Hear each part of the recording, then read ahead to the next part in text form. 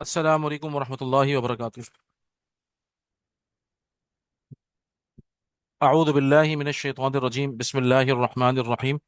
الحمد للہ رب العالمین والصلاة والسلام علی اشرف الانبیاء والمرسلین نبینا و سیدنا محمد صلی اللہ علیہ وسلم وعلی آلہ واصحابہ اجمعین ومن تبعهم بإحسان إلى يوم الدين، أما بعد رب اشرح لي صدري ويسر لي أمري واحلل عقدة من لساني يفقهوا قولي واجعل لي وزيرا من أهلي۔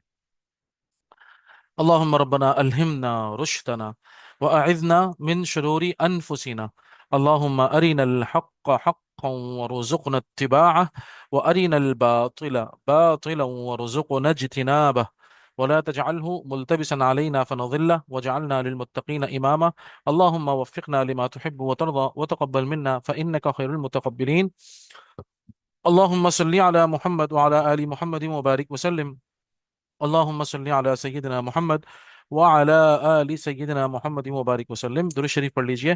اللهم صل علی محمد وعلى آل محمد كما صليت على إبراهيم وعلى آل إبراهيم إنك حميد مجيد، اللهم بارك على محمد وعلى آل محمد كما باركت على إبراهيم وعلى آل إبراهيم إنك حميد مجيد، اللهم آمين يا رب العالمين۔ میں آپ سب کو خوش آمدید کہتا ہوں تفسیری کلاس میں۔ ہم انشاءاللہ اپنا ٹاپک شروع کرتے ہیں، قرآن مجید کا مطالعہ کیوں ضروری ہے۔ ہمارا یہ ٹاپک چل رہا ہے، ٹھیک ہے۔ قرآن مجید کا مطالعہ کیوں ضروری ہے، اس کے اندر جو سب سے پہلی ہم نے بات کی تھی، وہ بات کی تھی کہ تسخیر کائنات، سب سے پہلے تسخیر کائنات، ٹھیک ہے نا۔ تسخیر کائنات، قرآن مجید کا مطالعہ اس لیے ضروری ہے۔ ہم نے یہ بھی دیکھا کہ پیارے رسول اللہ صلی اللہ علیہ وسلم سے پہلے کی دنیا، آدم علیہ الصلوۃ والسلام سے لے کر اور پیارے رسول اللہ صلی اللہ علیہ وسلم تک کی جو دنیا تھی، وہ ہزاروں سال بنتے ہیں۔ اللہ ہی کو بتایا اس کا علم کیا ہے۔ آپ صلی اللہ علیہ وسلم سے لے کر آج تک ہم دیکھ رہے ہیں، ہم 1447 کے اندر ہیں، آپ اس میں چلیں 50 سال مزید لگا لیں۔ ویسے تو خیر قرآن مجید یہ ہماری ہجرت ہے، تو قرآن مجید تو اس وقت نازل ہی ہو رہا تھا، تو ویسے وہ 1447 ہی ہوگا۔ 1447 سال کے اندر دنیا نے صرف دنیا کو نہیں بلکہ پوری کائنات کو ایکسپلور کیا، اور اس کی وجہ سب سے اہم جو ہمارے سامنے آئی وہ کیا تھی کہ پچھلے زمانے کے لوگوں نے، میجورٹی نے، دنیا نے کیا کیا تھا کہ جو بھی طاقتور شے ہے، جس چیز کے اندر بھی کوئی قوت ہے، تو انسان نے اس طاقت اور اس قوت کا غلط اندازہ بھی لگایا، اس کو مس یوز بھی کیا، ہے نا، اس کو مس یوز بھی کیا انسان نے۔ تو اس سے ہوا یہی کہ انسان نے اس پوری کائنات اور اس کے اندر جتنی بھی چیزیں تھیں ان کو مقدس اور محترم سمجھ لیا، ہے نا، احترام، رسپیکٹ فل سمجھ لیا، بہت سیکرٹ سمجھ لیا۔ وہ اتنا ہو گیا کہ پھر اس پہ تحقیق ہی نہیں ہوئی، ٹھیک ہے نا۔ اور ہمارے ذہن میں دیکھیں ایک بات یہ بھی بڑی اہم اس سے واضح ہوتی ہے کہ جن ہستیوں کا تقدس یا آ، خاص طور پہ آپ کو دنیا کے اندر، میں تو اللہ کا شکر ہے مجھے اللہ تعالیٰ نے ایکسپیرینس دیا ہے کہ مختلف اقوام کے ساتھ رہنے کا موقع ملا ہے، بھلے وہ چائنیز ہوں یا ہندو لوگ ہوں، کرسچنز ہوں، بدھسٹ ہوں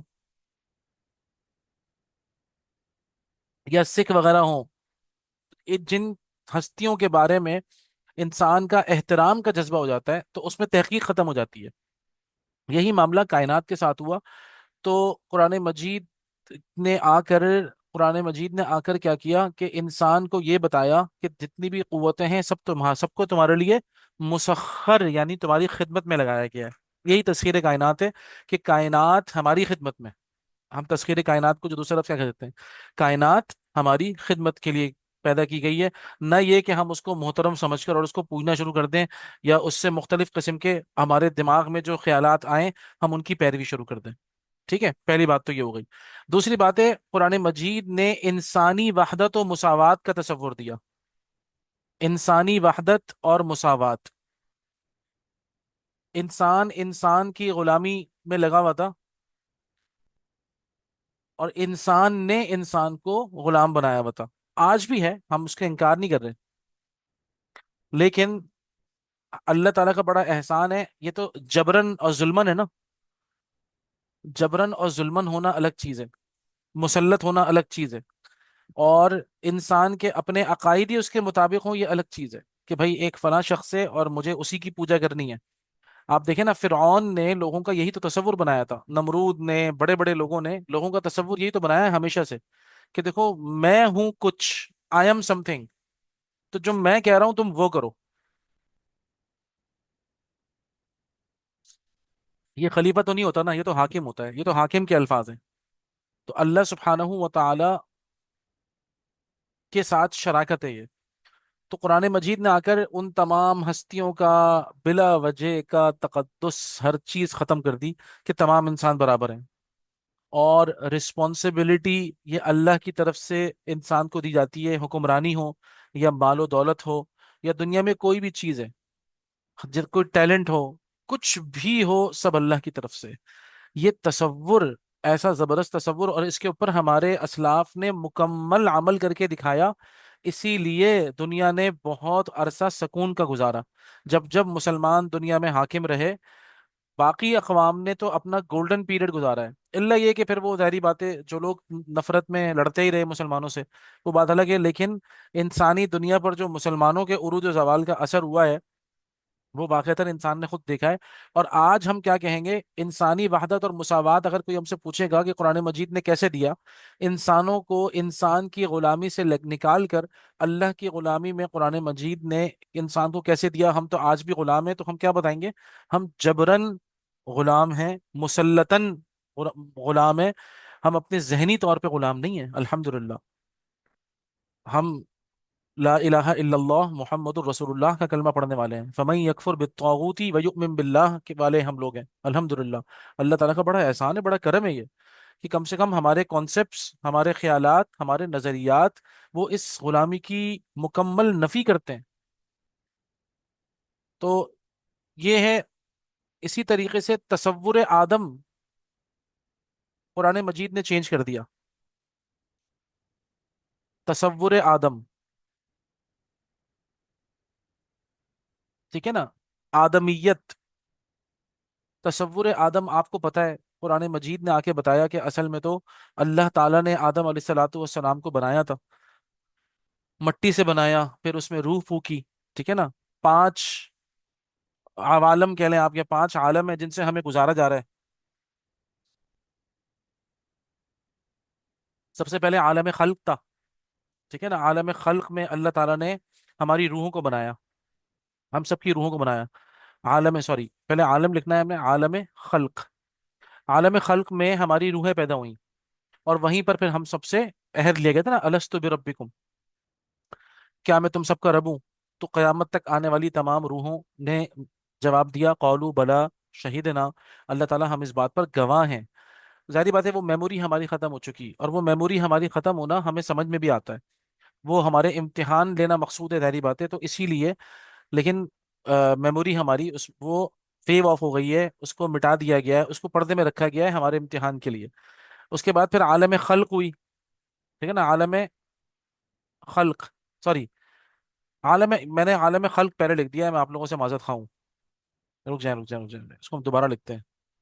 عالم امر کہلاتا ہے وہ، ٹھیک ہے، بہت معذرت ہے، میں نے جو ہے نا وہ غلطی میں لکھ دیا۔ سب سے پہلا ہے عالم امر، عالم امر میں اللہ تعالیٰ کا کلمہ کن ہے، کن فیکون، ہو جا تو وہ ہو جاتا ہے، ٹھیک ہے نا۔ اور یہ ظاہری بات ہے، آپ کو پتہ ہے کہ اللہ تعالیٰ نے ہمیں اتنا ذہن نہیں دیا کہ ہم اس کو امیجن کر سکیں، اور وہ کیوں نہیں دیا وہ میں انشاءاللہ ہم آگے بات کریں گے جب ہم الف لام میم کی تفسیر میں آئیں گے۔ تو اللہ سبحانہ و تعالیٰ نے ہمیں وہ کیپیسٹی ہمارے ذہن کی نہیں ہے، بنائی نہیں ہے، کہ جو کہ کلمہ کن کو جان سکے، ٹھیک ہے نا۔ تو عالم امر میں ہماری سب کی روحیں بنی، پھر عالم خلق، جب ہمیں اللہ تعالیٰ نے ہمارے باڈی کو بنایا، اور ہماری ماں کے پیٹ میں ہمیں بنایا گیا، عالم خلق، 4 مہینے کے اندر ہمارا گوشت پوش سب تیار ہوا، اور تیار ہونے کے بعد پھر اللہ تعالیٰ نے فرشتے کو بھیجا، اور اس نے کچھ باتیں لکھی اس میں، کہ بھائی یہ ایک تو روح پھونکی اس کے اندر، اور اس کا رزق بھی لکھ دیا، اس کی موت بھی لکھ دی، ٹھیک ہے نا، یہ شقی ہوگا یا سعید ہوگا، نیک بخت ہوگا یا خود خوش بخت ہوگا، یہ بھی لکھ دیا گیا۔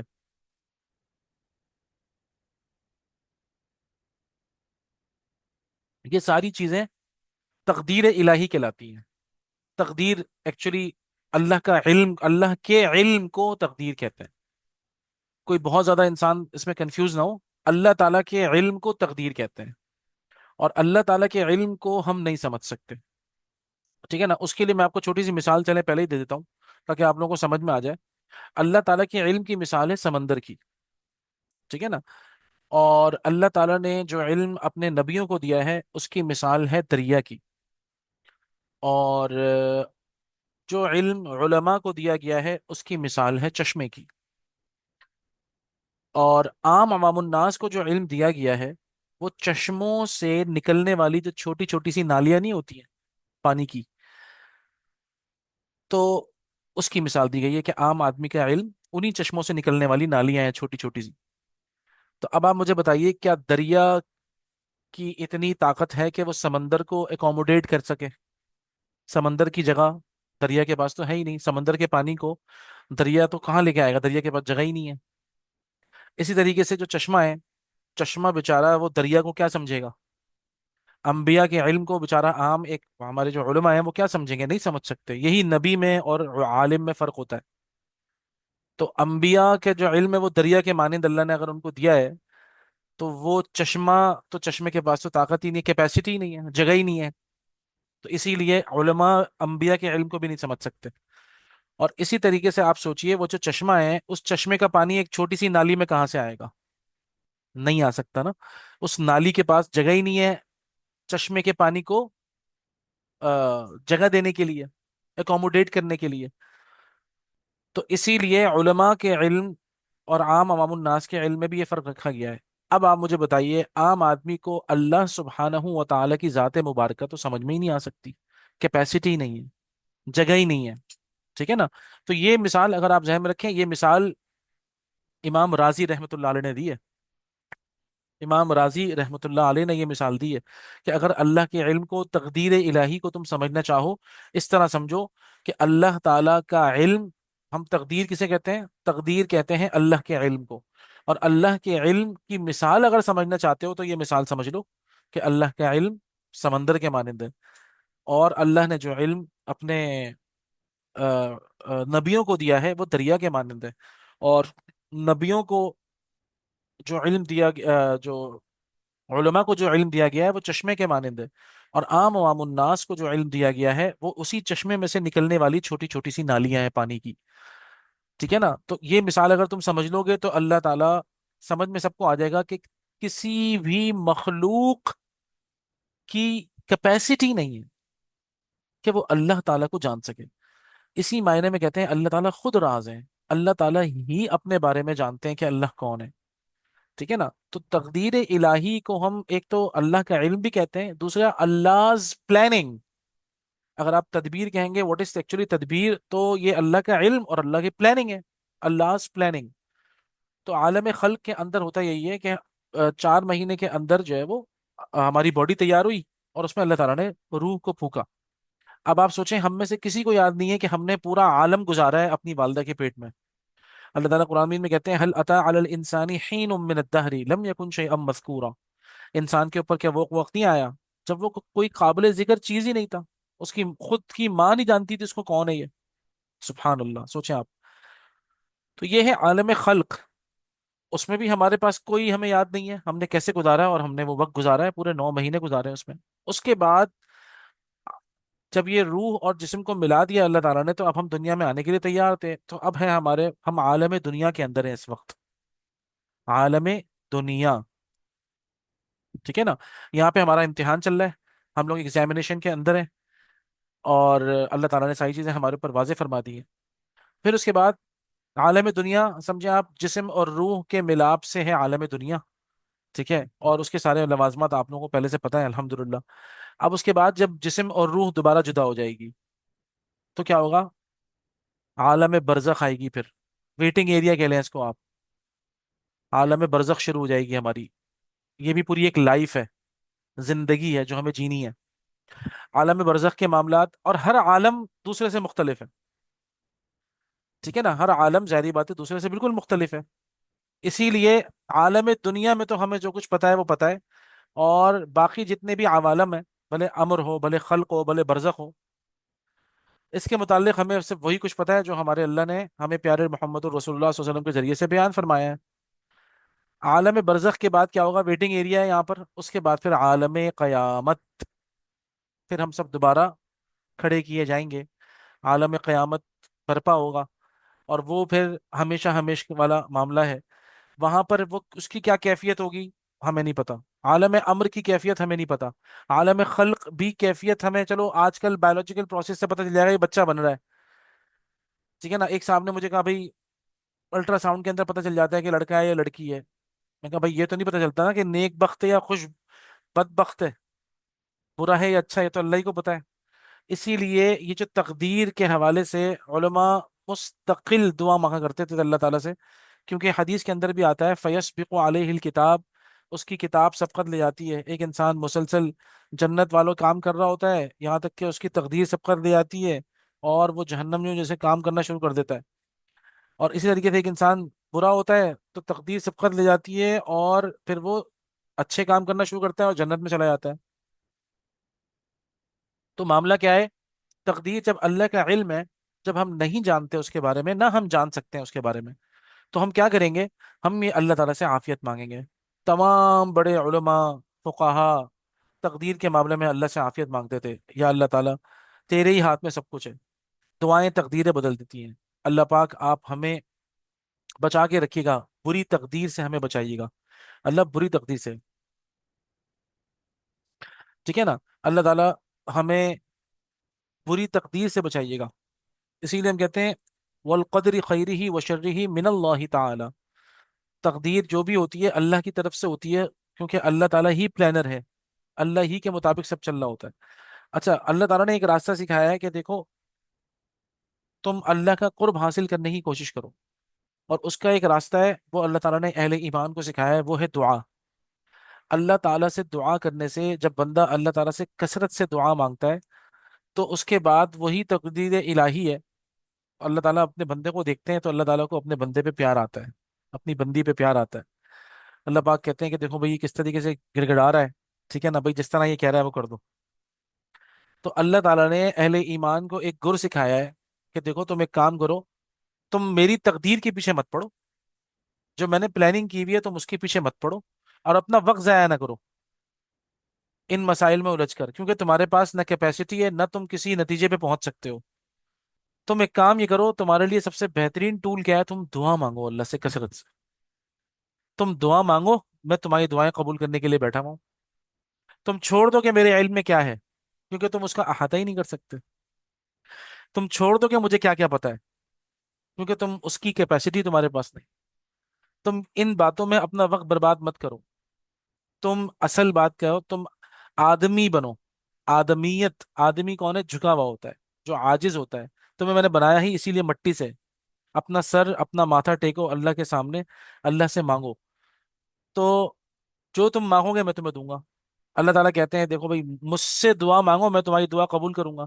اللہ نے دعا سکھلائی ہی اسی لیے ہے کہ تاکہ میرے بندوں کا مجھ سے تعلق بنے، اور دعا کو خاص اللہ نے اپنے لیے رکھا ہے کہ اللہ کے علاوہ کسی فلا تدعو مع اللہ احدا، اللہ کے ساتھ بھی کسی کو مت کرو، کسی کو بھی نہیں کرو، اللہ جیسا کسی کو نہ سمجھو، تو تم دعائیں مانگو میں تمہاری دعا قبول کروں گا۔ اب دیکھیں یہ ہے ایک تصور آدم جو ہمیں پتہ چلا، قرآن مجید نے ہمیں بتایا، پیارے محمد رسول اللہ صلی اللہ علیہ وسلم نے احادیث میں اس کی تشریح کی، تو ہمارا کتنا ذہن سکون میں آتا ہے الحمدللہ کہ واقعتاً پہلے اللہ نے ہماری روحوں کو بنایا، پھر اللہ نے ہمارے جسم کو بنایا، اور اس کے بعد پھر اللہ تعالیٰ نے ہر چیز ہمیں دے کر اس دنیا میں بھیجا ہے، ہمارا امتحان چل رہا ہے بس، پھر یہاں سے ہم شفٹ ہوں گے، انتقال ہو جائے گا، ٹرانسفر ہو جائے گا عالم برزخ میں، اور وہاں سے پھر عالم قیامت۔ تو یہ زندگی بڑی لمبی ہے، اور اس کے بعد پھر خالدین فیہا، موت تو ایک وقفہ ہے نا بیچ کا، اس کے بعد موت میں ہوگا کیا بھائی؟ باڈی الگ ہوئی ہوئی ہے اور روح الگ ہوئی ہوئی ہے، روح انشاءاللہ اللہ تعالیٰ ہم سب کی جو ہے نا وہ روح علیین میں جائے، جو اعلیٰ درجات ہیں، اور اللہ تعالیٰ ہمیں جیل سے بچائے، سجین سے بچائے، تو وہاں سکون سے روح رہے گی۔ باڈی کو تو آپ کو پتا ہے اس کی تو فارمیشن پھر دوبارہ چینج ہو جائے گی، اللہ تعالیٰ نے خود ہمیں بیان فرمایا پیارے رسول اللہ صلی اللہ علیہ وسلم نے کہ ظاہری بات ہے اس وقت کے جو حالات ہوں گے اس کے حساب سے ہماری باڈیز بنائی جائیں گی دوبارہ، सब लोग 33 साल के होंगे, सोचें आप। हर कोई जो है वो दोबारा से उसकी तख्लीक हो जाएगी, क्योंकि वो तो हड्डियां गल सड़ चुकी हैं।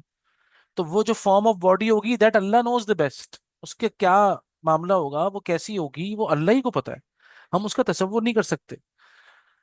तो बस हम कब्र में जाने की तैयारी करें, हम अगले आलम की तैयारी करें। अब दो आलम हमारे बाकी हैं।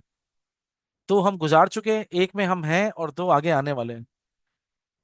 तो ये चीज इंतहाई अहम है, बड़ी सुकून देती है इंसान को। इंसान जो है फिर वो इन चीजों को समझे।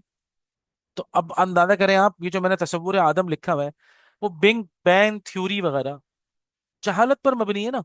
वो इंसानी तसव्वुरात हैं, इंसान के ख्याल में जो आ रहा है। भाई मेरे ख्याल में, वो आर यू भाई? तुम हो कौन जो तुम्हारा ख्याल हो? नबी की जरूरत क्यों होती है? नबी की जरूरत इसीलिए होती है। नबी क्यों होता है? नबी होता है इसीलिए ना भाई, कि जो चीजें हमारी दस्तरस से बाहर हैं, इंसान की इमेजिनेशन में भी जो चीजें नहीं आ सकती, नबी वो खबरें देता है आके। अब वो फरिश्ते के जरिए, वो असल में अल्लाह की तरफ से होते हैं। तो इंसान तसव्वुर आदम ही बदल गया ना। इंसान को पता नहीं क्या समझा हुआ था मखलूकात ने मिलकर, और इंसान ने अपने आप को पता नहीं क्या समझा हुआ था। इंसान का तसव्वुर, आदम का तसव्वुर कुरान मजीद ने आके सही किया है।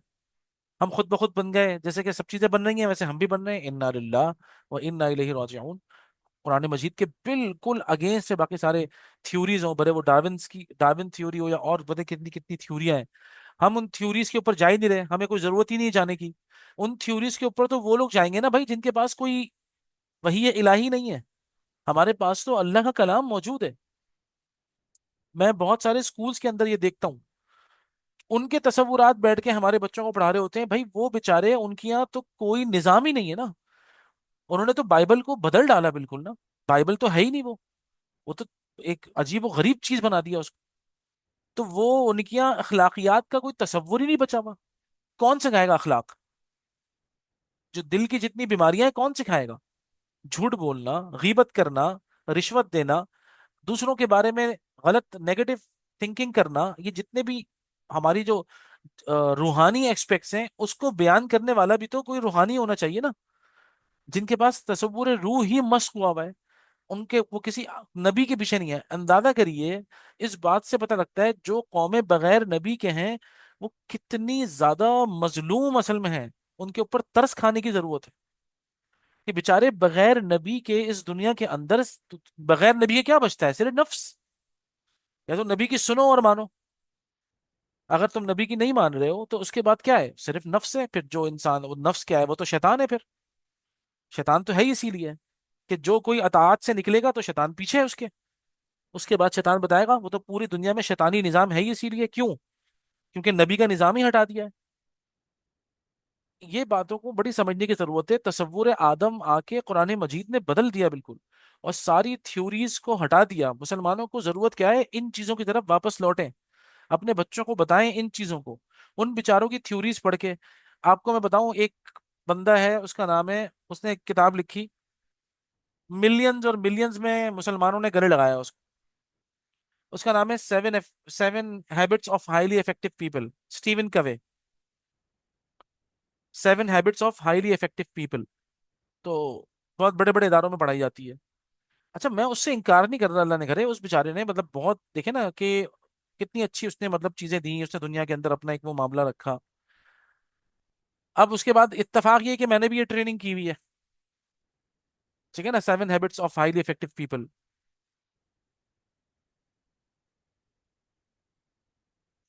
मैं आपको ये तो बता रहा हूँ ना कि मामला क्या होता है स्कूल्स के अंदर कि भाई ये थ्योरीज हैं, क्योंकि हम तो, हमारे पास तो कोई निज़ाम ही नहीं है, निज़ाम तालीम ही नहीं है, तो हमने तो दूसरों का लिया हुआ है। अल्लाह माफ फरमाए, जब उनका निज़ाम हम लेते हैं तो उन्हीं की बातें पढ़नी पड़ती हैं। तो मामला क्या होता है, नाऊज़ु बिल्लाहि मिन ज़ालिक सुम्मा नाऊज़ु बिल्लाहि मिन ज़ालिक। मैं आपको उसी की मिसाल दे रहा हूँ। अब वो 7 हैबिट्स, जब हमने ट्रेनिंग की, बहरहाल हमें ट्रेनिंग कराई गई, उसके बाद फिर हमने वो पढ़ानी शुरू की। जब हमने वो पढ़ानी शुरू की, तो इंसान जिस चीज़ को पढ़ता है, उस चीज़ का तकद्दुस उसके दिल में आता है। आपने देखा होगा कि किसी टीचर ने कुछ सिखाया तो हमारे दिल में एक एहतराम का जज्बा उसके लिए पैदा हो जाता है।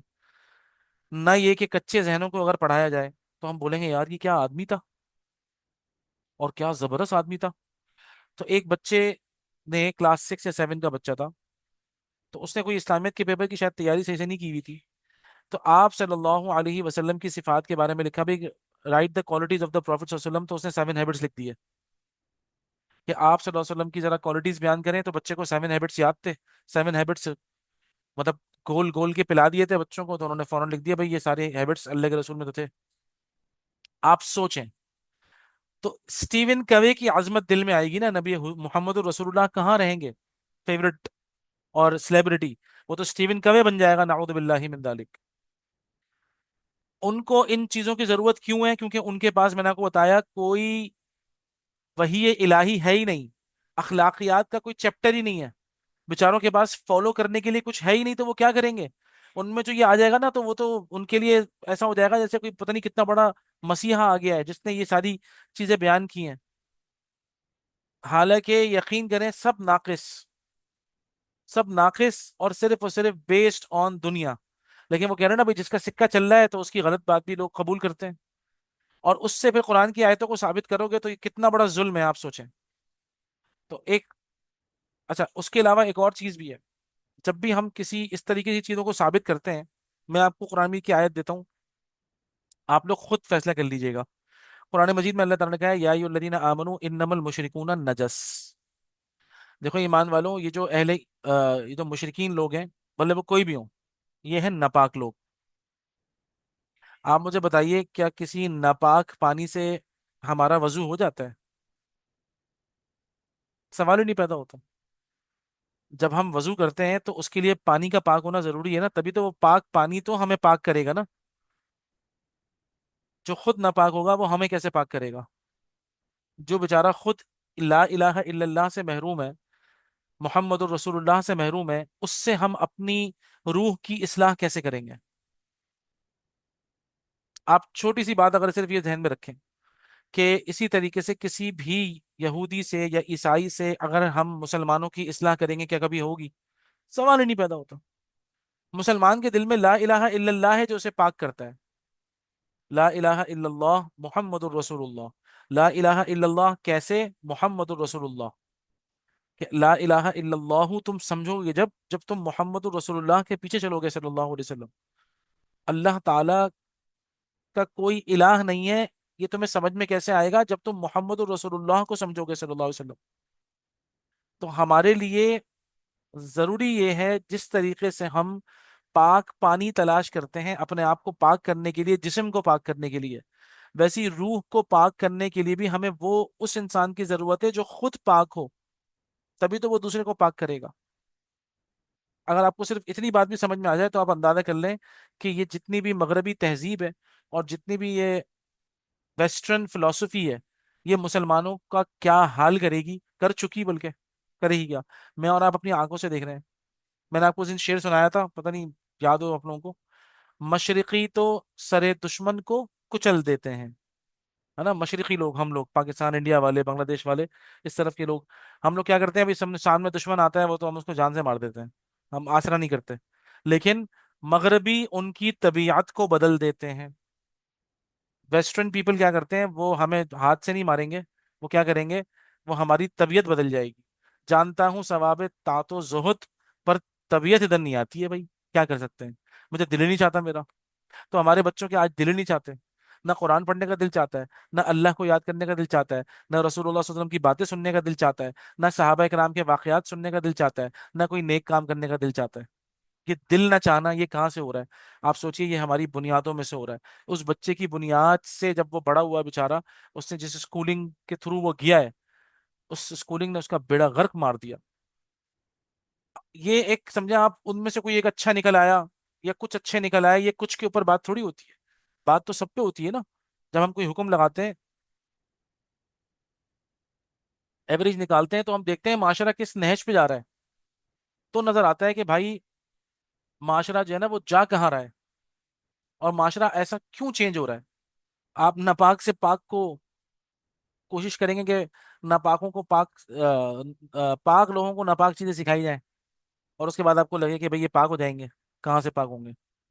तो बहरहाल हमें इसका जो हल है वो यही है कि हम जिस तरीके से हमने दुनियावी तालीम का इंतजाम किया हुआ है दुनिया के तकाजे के तहत, बिल्कुल उसी तरीके से हमें दीनी, उनके ईमानी और रूहानी तालीम का इंतजाम करना पड़ेगा। अगर हमने ऐसा नहीं किया ये हमारी नस्लें, ये एक तो मिट जाएंगी, क्योंकि ये खुद अल्लाह ताला ने मिसाल दी है ना कि भाई जो कलमा तैयबा जो होता है, उसकी मिसाल होती है पाकीज़े दरख्त की ना, जिसकी जो जड़ें होती हैं मजबूत होती हैं, शाखें आसमान तक जाती हैं। अगर हम पाकीज़ा दरख्त हैं अपने बच्चों का, अगर हम पाकीज़ा दरख्त हैं, तो हमें मुकम्मल पानी देना पड़ेगा उनको, ऐसा पानी कि जो उनकी बुनियादों को जमा दे, ईमान पर उनके मेहनत करनी पड़ेगी। वरना अल्लाह ताला ने खुद कहा है, मसलु कलीमतिन खबीसा, नापाक दरख्त जो होता है उससे क्या होता है, नापाक दरख्त होता है, उसकी बेचारी जमीन में करार ही नहीं पकड़ती वो, आगे आसमान पे जाना तो बहुत दूर की बात होती है।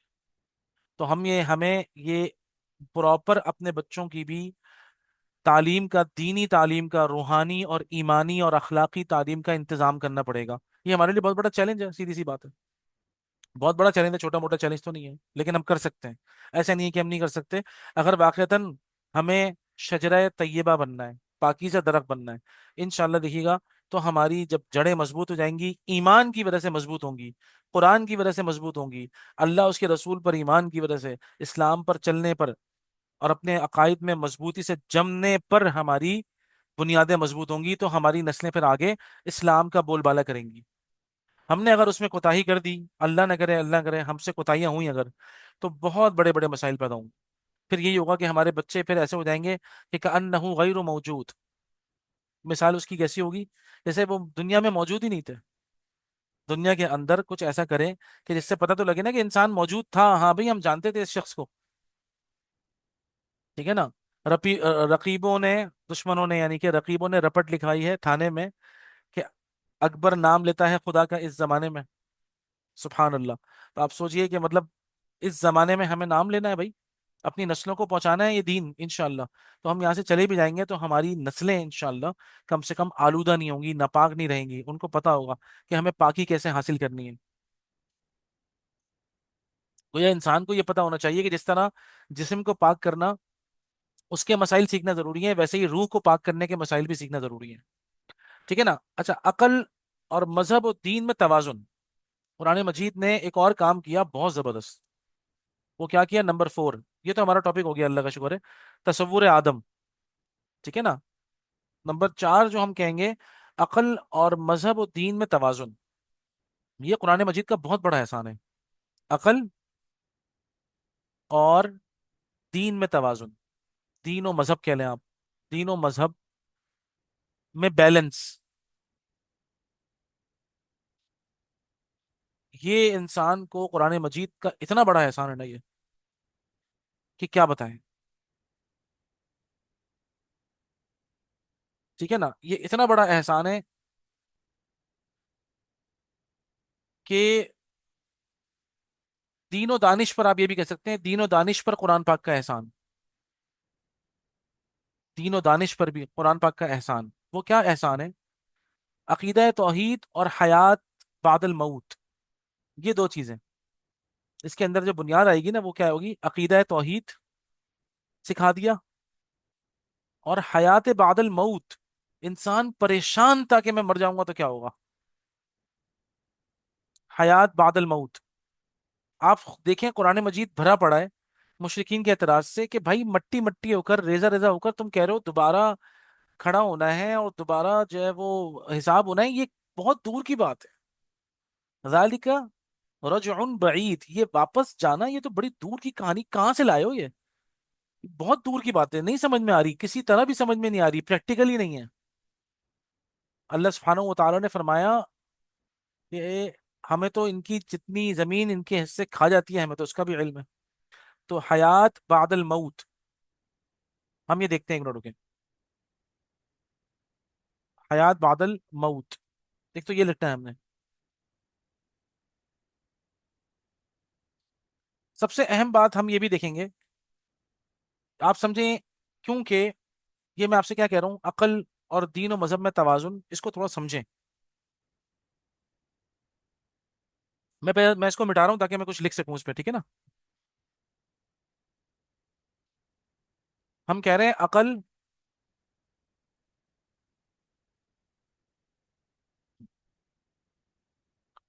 और दीन और मजहब में तवाजुन,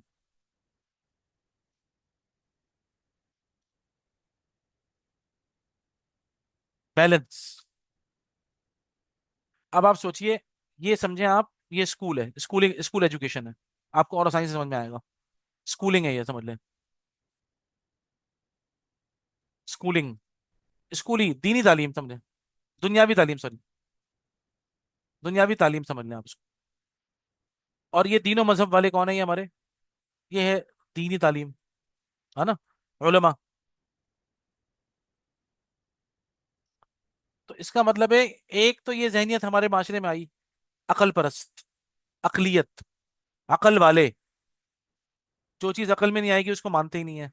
एक ये है, ये भी आ गए, इनके पास सारा कौन सा विरसा है? इनके पास सारा नबवी विरसा है। इनकी बातें अकल से मावरा होती हैं। ये तो ईमानियात पर बेस्ड है ना। अल्लाह ताला को कैसे साबित करेंगे अकल से? अल्लाह के रसूल सल्लल्लाहु अलैहि वसल्लम को कैसे साबित करेंगे अकल से? चलो आपने तारीख से साबित किया, अकल तो नहीं मानती, बहरहाल। इसी तरीके से कुरान मजीद को अल्लाह का कलाम होना कैसे साबित करेंगे? है ना, कब्र के अंदर क्या हो रहा है कैसे साबित करेंगे? कयामत कायम होगी कैसे साबित करेंगे? तो इसकी तो बुनियादी गैब पर है ना, और इसकी बुनियाद शहूद पर, जो दुनिया में है। शहूद मतलब something which is present in front of me, और गैब समथिंग विच इज हिडन। वो चीज जो मुझे नजर आ रही है उसको मैं शहूद कह रहा हूँ, वो चीज जो मुझे नजर ही नहीं आती वो गैब है। अब इन दोनों में तवाजुन कितना जरूरी है आप सोचें। नबी आके जब ये बातें करते थे, अंबिया, तो लोग उनका मजाक उड़ा देते, है ना। अंबिया आके बोल रहे हैं अल्लाह पर ईमान लाओ, लोग मजाक उड़ा रहे हैं कि ऐसी क्या बात है जो मजाक उड़ा रहे हैं। उनको वो बेचारे इस कैफियत में चल रहे होते थे, शहूद पर, जो आंख से नजर आ रहा है। तो जितनी अकल परस्ती है, कुरान मजीद ने आकर इन दोनों में तवाजुन पैदा किया है। कुरान मजीद ने ये दोनों, यानी कि अकल वालों को भी बैलेंस दिया है कि तुम्हारी अकल जो है ना, वो समझ में आएगी तुम्हें जब तुम कुरान मजीद को समझोगे। और दीन वालों को भी बताया गया कि देखो, दुनिया के अंदर भी जाना जरूरी है। वो जो ईमान बिल गैब वगैरह है, उन सब चीजों को तुम बैलेंस कैसे करोगे, इस दुनिया को तुम कैसे बरतोगे, उसके लिए शहूद भी जरूरी है। ठीक है ना, तो गैब और शहूद दोनों, एग्जैक्टली exactly। तो अब मसला क्या होता है, आप अंदाजा करें ना कि यही तो दुनिया परस्ती है। हम दोबारा उसी पे आ जाएंगे, फिर ये दुनिया परस्ती हो जाएगी, यहाँ तो बहुत ज्यादा दुनिया परस्ती हो जाएगी, शहवत परस्ती हो जाएगी। ठीक है ना, बॉडी, जिस्म परस्ती हो जाएगी, समझ लें आप। आखिरत का कोई, तो यही मामला है, अकल और दीन और मजहब को जो बैलेंस किया ना वो कुरान ने किया। और दीन दानिश पर बहुत बड़ा एहसान किया कुरान मजीद ने। बहुत सारे लोग ऐसे थे जो कि अखिलियात में बहुत आगे थे, बहुत जहीन लोग हमारे माशरे में आज भी हैं, इंतहाई जहीन लोग हैं, इंतहाई इंटेलेक्चुअल्स हैं। लेकिन दीन और मजहब और गैब पर ईमान और ईमानियात जितनी भी हमारी हैं, और इल्मुल वही ना होने की वजह से, वो सारी अकल घास चरने गई हुई है। अकल परस्त है, क्या करें। अच्छा, जो लोग माशाल्लाह इसके कस्टोरियन हैं, इल्मुल वही वाले, अल्लाह ताला का बड़ा शुक्र है, उनकी अकल तवाजुन में रहती है, हर चीज तवाजुन में रहती है। लेकिन वो दुनिया से कड़ जाते हैं, जितनी दुनिया चाहिए होती है। अच्छा, फिर उनको डर भी लगता है भाई क्या दुनिया परस्ती ना हो जाए कहीं, इसीलिए वो दुनिया से और भी दूर भी रहते हैं। ये भी एक बड़ा मसला है। लेकिन बहरहाल, इसका जो तवाजुन था ना, अच्छा, लोगों ने क्या किया था, आप ये भी समझे ना, बार बार जो बात कर रहे हैं वो रसूलुल्लाह सल्लल्लाहु अलैहि वसल्लम से पहले की बात कर रहे हैं ना, कुरान से पहले की बात कर रहे हैं। कुरान से पहले लोगों ने क्या किया था, जिन्होंने अपनी अकल को माना, वो तो जाहिर बात है जुल्म पर आ गए। अकल का गलत इस्तेमाल हुआ, क्योंकि उनको पता ही नहीं लगा कि मेरी अकल की लिमिट क्या है। व्हाट इज द लिमिट, है ना, व्हाट इज द लिमिट। अकल को बांधने वाली शय क्या है, हद पता नहीं लगी। व्हाट इज द लिमिट, आप कहां तक जाओगे अकल में, कहां तक आप जा सकते हो अकल में। इससे आगे आपको जाने की इजाजत नहीं है, इससे ज्यादा आपकी कैपेसिटी नहीं है। इससे आगे आप गए बाउंड्री, इसका मतलब है कितनी जरूरी है अकल के लिए बाउंड्री। आप लोग हैरान होंगे, अरब लोगों का मिजाज है, आप लोगों ने देखा होगा कि वो जो अरब लोग हैं, सऊदीया वाले वगैरह, आप आज भी देखते होंगे, ये लोग अपने सर पे ना एक काली रस्सी रखते हैं। उनका एक ट्रेडिशन है काली रस्सी, ये बहुत पुराना ट्रेडिशन है। आपको पता है ये ट्रेडिशन किस किस तरह निकाला गया, क्यों निकाला गया? और इसको रखने की जगह सिर्फ सर है, दिमाग के ऊपर रखते हैं। देखा होगा आपने, रुमाल पहना होता है और उसके ऊपर वो काला काला रखते हैं, वो रस्सी होती है असल में। ये अरब की ट्रेडिशन क्यों है पता है आपको? इसे इकाल कहते हैं, इकाल। इकाल कहलाता है वो। और अरब लोग, आपको पता है, ये तो आज अमीर हुए हैं। पहले तो ये ऊंट और बकरियां ये सब चराते थे ये तो इनकी तो उसमें पूरी सदियां गुजरी हैं। तो ये जो रस्सी सर पे रखी हुई है, ये इस रस्सी से ऊंट का घुटना बांधते थे, उसको सर पे रखते थे ये। तो दूसरी तौजी इसमें निकाली उलमा ने कि असल में ये एक ट्रेडिशन इसलिए भी है कि ये तो जिस्म की बात है ना, कि भाई हमने सर के ऊपर रस्सी रखी हुई है ऊंट का घुटना बांधने के लिए। असल में तो हमने इसको रखा सर पे इसलिए कि दीन के मामले में अकल को बांध के रखो। दीन के मामले में अकल को बांध के रखो अपनी, और पैरवी करो मोहम्मद रसूलुल्लाह की सल्लल्लाहु अलैहि वसल्लम। ये इनका इतना पुराना ट्रेडिशन है, आप सोचें। तो अकल की कोई लिमिट तो होनी चाहिए ना। और तीनों मजहब जिन लोगों के हाथ में था, ये तो अकल परस्त लोग थे जो जालिम बन गए। जब कोई लिमिट ही नहीं हुई, आपको पता है ना, लिमिट से एक्सीड करना, उसे जुल्म कहते हैं। अभी मैं आप लोगों को पढ़ाऊंगा इंशाल्लाह इंशाल्लाह। बहुत अहम चीज है। अ, ये जो अल्लाह ताला ने जो हमें तीन चार कुव्वतों से नवाजा है ना, तो हम उसको पढ़ेंगे इंशाल्लाह, तो और उसमें मजा आएगा इंशाल्लाह। बहरहाल, तो अकल से एक्सीड करना ये जुल्म और जबर है। अच्छा, अगर आप इसके दूसरे लेवल को बात करें, तो उसमें फिर वो बेवकूफ़ी और फसाहत है। वो तो जो जो अकल इस्तेमाल नहीं करता वो कौन होता है? बेवकूफ़ होता है वो तो। ये तो उसकी दो एक्सट्रीम्स हैं, एक जुल्म है और एक बेवकूफ़ी है। सफाहत जिसे आप कहते हैं ना, सफाहत। बेवकूफ़ी और सफाहत, तो इसका एतदाल क्या है? इसका एतदाल, एतदाल, इसका बैलेंस, तवाजुन क्या है इसका? इसका बैलेंस का नाम है हिकमत। ठीक है ना? मैं आपको ये पढ़ाऊंगा सारे, कि इंसानी तीन अकलें अल्लाह ने इंसान को दी हैं, और उन तीनों में से तीन किस्म के जो आमाल सादिर होते हैं ना, इफरात, तफरीत और एतदाल, ये मैं पढ़ाऊंगा इंशाल्लाह आपको। बहरहाल, फिलहाल मैं आपको बता रहा हूँ what is the limit of the अकल। ये इंसान को पता ही नहीं थी, तो इंसान जालिम हो गया, या तो इंसान बेवकूफ बना। एक तबका बेवकूफ बनता है, दूसरा तबका जालिम हो जाता है। ये हम अल्लाह के रसूल से पहले की बातें कर रहे हैं। और तीनों मजहब का मामला क्या हुआ? इंसान रहबानियत की तरफ चला गया। इंसान तो अपना नाता तोड़ लिया, काट लिया दुनिया से, कि अल्लाह को याद करना है, कोई बहुत ज्यादा दीनी बनना है, या अपने ईमान को बचाना है, तो इस दुनिया परस्ती और दुनिया से अपने आप को काट दो, कता ताल्लुक कर लो। क्योंकि दुनिया के होते हुए दुनिया तो फितना है, और दुनिया के अंदर जितनी चीजें हैं वो भी फितना है। इन्ना लिल्लाहि व इन्ना इलैहि राजिऊन। तो इंसानी दीन और उसके मजहब, अच्छा, और इंसान के लेकिन अंदर अकल भी मौजूद है, और तीनों मजहब को मानने का जज्बा भी मौजूद है। आप सोचिए कितना अहम है ये बैलेंस। अगर ये बैलेंस ना हो, तो जाहिर बात है क्या होगा? फसाद होगा। ये बैलेंस नहीं हो तो क्या हो? फसाद। जब ये फसाद होगा, हम अपने सामने देख रहे हैं अपनी आंखों से कैसा खतरनाक फसाद है। अल्लाह ताला आफियत फरमाए। मैं जो बातें कर रहा हूँ, इन्ना लिल्लाह, कहीं आप लोगों को तंग तो नहीं कर रही है? ऐसा तो नहीं है कि मतलब मैं कोई और किसी दुनिया में चले जाऊं, आप लोग बोले सर ये पता नहीं क्या उल्टी सीधी बातें कर रहे हैं। आपको सबको समझ में आ रहा है अल्हम्दुलिल्लाह? क्योंकि ये बहुत ज़रूरी चीज़ें हैं, ये बड़ी समझे आप, ये बुनियादें हैं जो अभी हम तफसीर कुरान मजीद से पहले, हम जो किताब पढ़ने जा रहे हैं, उसको पढ़ने से पहले ये उसका हक है कि हम उसको इस तरह समझें। अल्हम्दुलिल्लाह। ठीक है ना? तो अल्लाह ताला का बड़ा एहसान है, अल्लाह का शुक्र है। ठीक है ना? तो ये तवाजुन, कुरान मजीद ने अकल और दीन और मजहब में तवाजुन पैदा किया। अच्छा, अब सबसे बड़ी बात है कैसे। एक लफ्ज ये भी है ना, कि कुरान मजीद ने तवाजुन कैसे पैदा किया। आखिर कुरान मजीद ने ऐसी कौन सी समझे आप प्लानिंग की, या कौन सा रवैया। अल्हम्दुलिल्लाह, अल्हम्दुलिल्लाह। तो कुरान मजीद ने ऐसा कैसे किया, यानी कि इंसानों को इस तरफ लाने के लिए कि जिसके अंदर अकल वाले भी सुकून में आए, और जिन लोगों ने दुनिया ही को छोड़ दिया और दुनिया छोड़ के भाग गए, वो लोग किस तरह आए। तो इन दोनों में तवाजुन कुरान मजीद ने कैसे पैदा किया, इसको इंशाल्लाह फिर हम कल समझेंगे, क्योंकि उसमें भी काफी टाइम लग जाएगा। हमारा टाइम बहुत हो गया, मैं कोई टाइम देख रहा था। تو بہت سارے لوگوں کو جانا بھی ہوگا نا، تو اسی لیے اس کو آپ یہاں تک سمجھیں انشاءاللہ.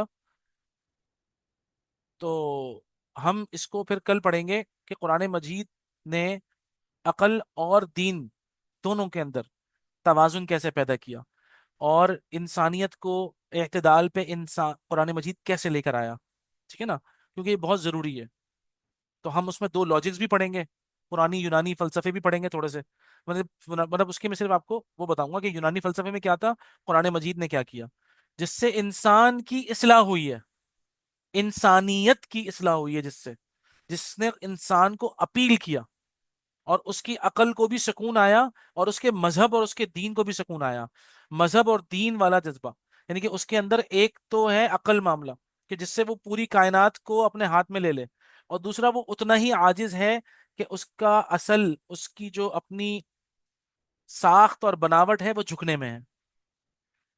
عقل ہو ایک طرف اتنی زیادہ، اور دوسری طرف عاجزی کا عنصر ہو.